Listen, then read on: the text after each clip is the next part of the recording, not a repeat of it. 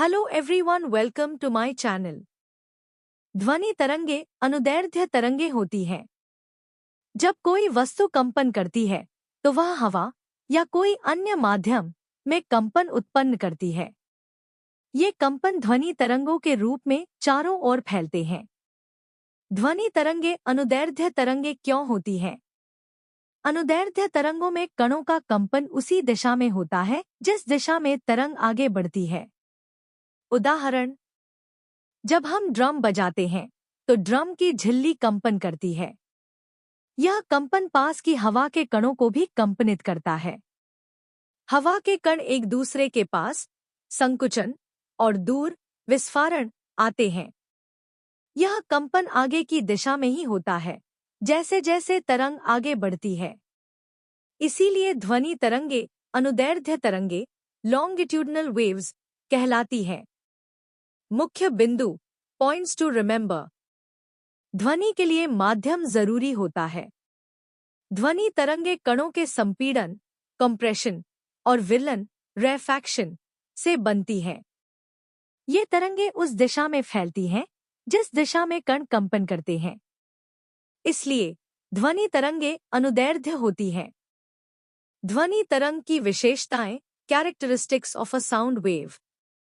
ध्वनि तरंगों की चार मुख्य विशेषताएं होती हैं। एक आयाम एम्पलीट्यूड। यह तरंग की ऊंचाई होती है। जितना अधिक आयाम उतनी ही तेज आवाज लाउडर साउंड। आयाम यह तय करता है कि ध्वनि धीमी होगी या तेज। दो आवृत्ति फ्रीक्वेंसी। यह बताती है कि एक सेकंड में कितनी तरंगें बनती हैं। इसे हर्ट्ज में मापा जाता है। ज्यादा आवृत्ति मतलब तेज तीखी आवाज और कम आवृत्ति मतलब गंभीर धीमी आवाज। तीन तरंगदैर्ध्य वेवलेंथ। यह दो संकुचन या दो विरलन के बीच की दूरी होती है। यह दर्शाती है कि तरंग कितनी लंबी है। चार गति स्पीड। यह वह दूरी है जो ध्वनि एक सेकंड में तय करती है। यह माध्यम जैसे हवा जल लोहा पर निर्भर करती है। उदाहरण, हवा में ध्वनि की गति लगभग 343 ms होती है। नोट: ध्वनि की विशेषताएं हमें यह समझने में मदद करती हैं कि कोई ध्वनि कैसी सुनाई देती है, तेज या धीमी, ऊंची या नीची, मधुर या कर्कश। विभिन्न माध्यमों में ध्वनि की गति speed of sound in different media. ध्वनि को एक स्थान से दूसरे स्थान तक जाने के लिए किसी माध्यम मीडियम की आवश्यकता होती है, जैसे हवा जल या ठोस पदार्थ। ध्वनि की गति इस बात पर निर्भर करती है कि वह किस माध्यम में यात्रा कर रही है।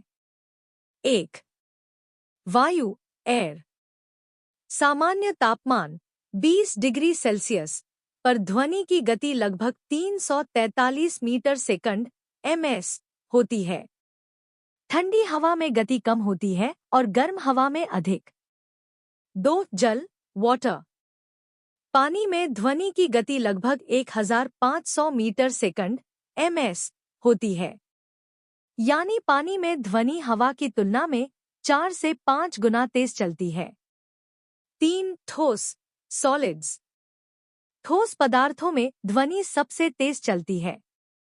उदाहरण, लोहे आयरन में ध्वनि की गति लगभग 5100 ms होती है। कांच ग्लास में लगभग 5640 ms। चार, निर्वात वैक्यूम।